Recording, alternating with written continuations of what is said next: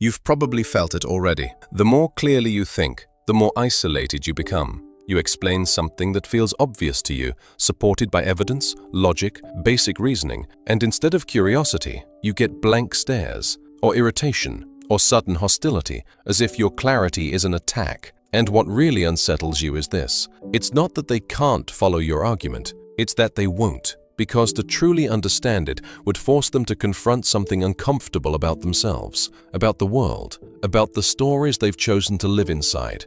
And rather than step into that discomfort, they reach for something easier. They reach for stupidity. Most people assume stupidity means low intelligence, low IQ, poor education. But what if that assumption is completely wrong? What if stupidity is not the absence of intelligence, but the abandonment of it? What if it's a decision, subtle and gradual, to stop thinking independently? A man who was executed by the Nazis just weeks before the end of World War II believed he understood exactly how this happens. He believed it was more dangerous than evil itself. And he believed that once someone crosses that threshold, you cannot reason them back. His name was Dietrich Bonhoeffer, and what he uncovered is unsettling. December 1942. Germany is deep in war. The Nazi regime is powerful and confident. Europe is burning. Bonhoeffer, a theologian and pastor who was secretly involved in resistance efforts inside German military intelligence, sits down to write a private letter.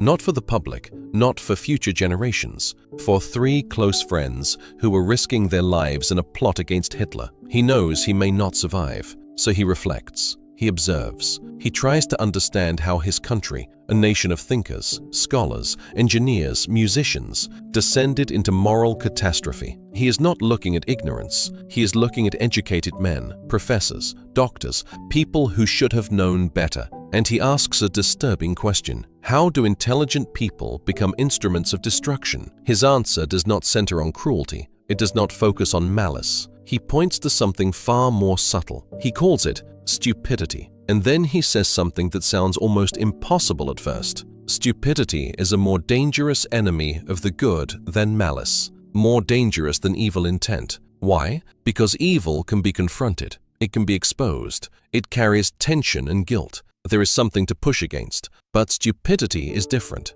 Against stupidity, he writes, we are defenseless. You present facts and they are dismissed. You expose contradictions and the person hardens. You bring clear evidence and it is waved away as irrelevant. Facts that contradict existing beliefs are simply not believed. And when they cannot be denied, they are minimized. Here is where it becomes even more unsettling. Bonhoeffer insists that stupidity has nothing to do with raw intelligence. There are people with sharp, agile minds who behave in profoundly stupid ways, and there are others with limited intellectual gifts who are anything but stupid. So what is the dividing line? For Bonhoeffer, stupidity is not a cognitive defect. It is a surrender of independence. Under certain pressures, people do not lose their intelligence. They give it up. When a powerful movement rises, political, religious, cultural, it offers something deeply attractive: certainty, belonging, identity, purpose. It relieves the burden of doubt,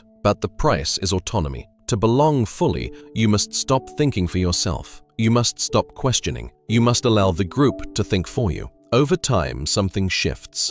The individual voice fades. In conversation, Bonhoeffer observed that it no longer felt like speaking to a person. It felt like speaking to slogans, catchphrases, pre-packaged responses. The individual becomes a carrier for an ideology, and once that transformation is complete, something dangerous happens. A person who has surrendered independent thought can participate in wrongdoing without recognizing it as wrong. They can commit harm while feeling morally justified, not because they are monsters, but because they are no longer examining their own actions. They are obeying. They are repeating. They are functioning inside a framework that filters out anything threatening to its stability. This explains why arguments so often fail. You think you are engaging with a rational mind, but you are confronting a system of beliefs that protects itself. Stubbornness appears strong, but it is often the opposite. It is fragility masked as certainty. If one doubt is allowed in, the entire structure trembles. So the person doubles down. They attack, they deflect, not necessarily because you are wrong, but because acknowledging you might be right would destabilize their identity. Bonhoeffer eventually reached a harsh conclusion. Reason alone cannot rescue someone who has surrendered their independence. Trying to persuade them may even be dangerous, because challenging the belief system feels like threatening the self, and people will defend their identity with surprising intensity. He also noticed something else. This condition thrives in groups. Those who live more independently, who are less absorbed in collective identity, seem less susceptible. Stupidity, in his view, is less an individual flaw and more a social phenomenon. Large movements, especially those driven by powerful leaders or ideologies, create the perfect environment for it. Strong surges of power in public life tend to infect large numbers of people. The dynamic is almost predictable. Power feeds on surrendered independence. Authoritarian regimes, cults, mass movements, they do not rise simply because people lack intelligence. They rise because people exchange their independence for certainty and belonging. And once that exchange is made, logic has very little leverage.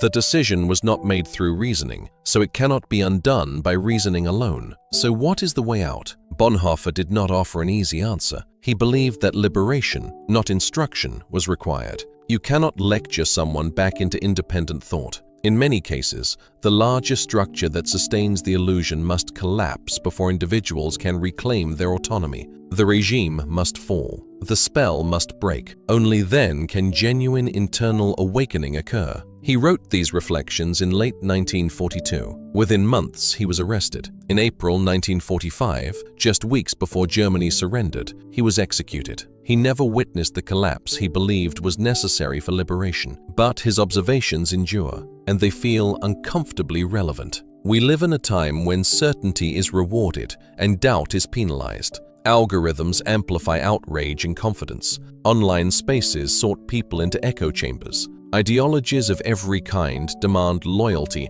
in exchange for belonging, and intelligent, educated individuals willingly trade their independence for the comfort of group identity. If you have ever wondered why thinking for yourself can feel isolating, this may be part of the reason. Independence is lonely. Refusing to surrender your judgment means you cannot fully dissolve into the safety of collective certainty. In a culture that prizes confidence over humility, questioning over conformity can make you seem disruptive. Bonhoeffer ended with a reminder that wisdom begins not with having all the answers, but with humility. Real intelligence is not about dominance in debate. It is about remaining open, remaining reflective, remaining courageous enough to stand apart when necessary, to resist the ease of surrender, to hold on to independence even when belonging tempts you to let it go. That is the theory, and once you see it, you begin to understand why it is rarely discussed openly.